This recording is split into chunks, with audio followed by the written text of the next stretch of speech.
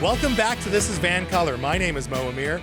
Our featured guest tonight is a journalist and columnist for the Vancouver Sun and the Province newspapers. When I first launched This is VANCOLOUR as a podcast over 4 years ago, he was incredibly generous with his time and probably his patience in helping to guide me through municipal politics. So I'm so happy he's here. He is Dan Fumano. Dan, thanks so much for being here. Mo, thanks for having me. So we just had this big election across 160 municipalities across the province. Did we learn anything as a whole, collectively? Was there any big themes?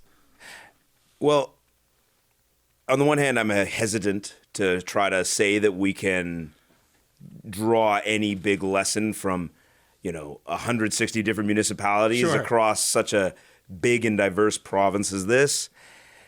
But I'm going to go ahead and maybe try to do it anyway. Let's do it. Do it. I love it. I mean, yeah, maybe not always the best at learning lessons, but maybe we can try to. I mean, and this is an old thing. I'd be curious to hear your thoughts. You're someone who's online a lot, on Twitter, social media. I live there. Yeah, I mean, yeah. You never hear someone say, "Oh, I really should spend more time on social media." Exactly. But you do sometimes. I think this was a big issue in 2018, the last Vancouver election, especially, and probably in other municipalities too. But some of these candidates where their campaigns were very much online, and it was like I remember talking to some of these people who were very convinced that, especially 4 years ago, when you had several new parties popping up because the new campaign finance rules had sort of reduced the dominance of the really old established dominant parties that used to have big money. Right. So you had all these parties popping up, and they organized online. They kind of largely existed online. Yeah.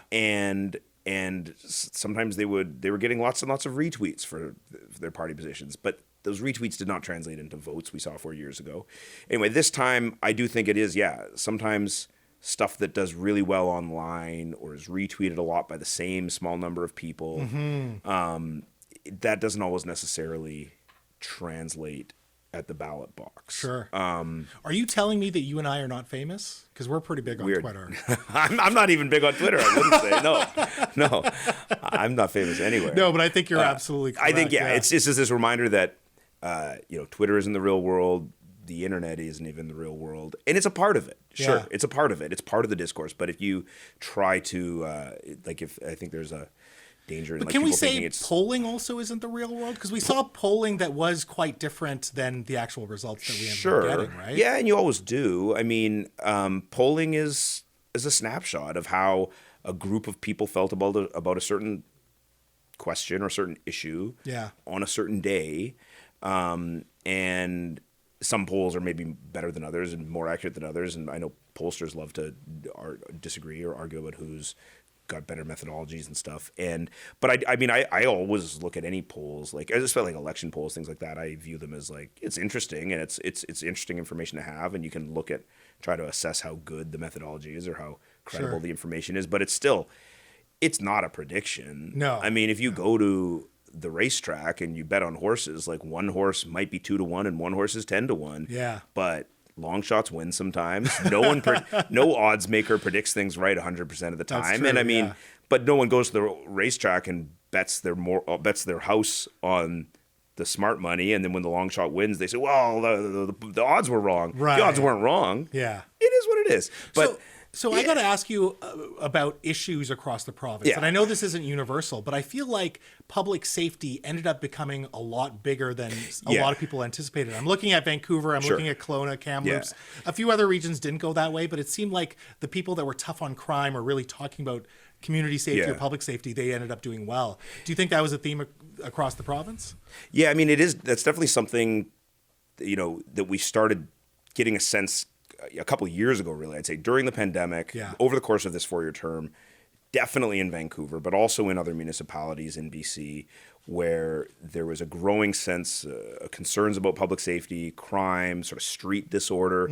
We definitely heard a lot in Vancouver, and I remember, saying a couple of years ago that it seemed like crime was going to be a big issue in this Vancouver election, and I don't really remember it being a big issue in recent City of Vancouver elections. Right. It has in some municipalities, but it seemed like it was going to go that way, and it did, and other municipalities. So it wasn't unique to Vancouver. It also wasn't unique to BC. We've seen other, places in the States and in Canada where crime and kind of disorder have become bigger issues kind of during the pandemic, maybe, just the some of these fault lines in the society and social safety net and frayed and a variety of reasons, complex, intertwined reasons why these things came to the forefront.